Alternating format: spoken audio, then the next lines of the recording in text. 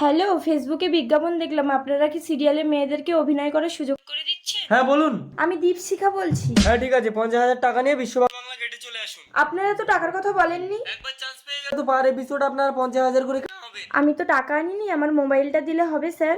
আরে চুরিওয়ালা হার মোবাইল যা দেবে সব চলবে। দাদা আপনি যান, আমি আসছি। দেখুন আমার গায়ে ব্ল্যাক টপ আছে। কোথায় আপনি? ও আচ্ছা, এই তো। হ্যাঁ চলুন, দিন মোবাইলটি দিন, যান গাড়ির ভেতরে যান। গাড়ির ভেতরে কেন বললেন অফিস আছে? আরে এটাই আমাদের অফিস, বেশি নোংরামি করবেন না, যান।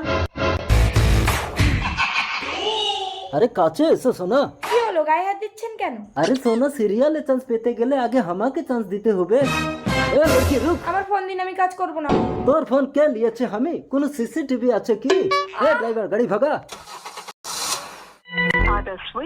মা, দীপশিকার ফোন তো সুইচ অফ বলছে। মেয়েটা আমার কলকাতায় সিরিয়ালের অডিশন দিতে এসে দুদিন বাড়ি ফেরেনি। কেঁদো না মা, বোনকে আমি ঠিক খুঁজে বের করবো।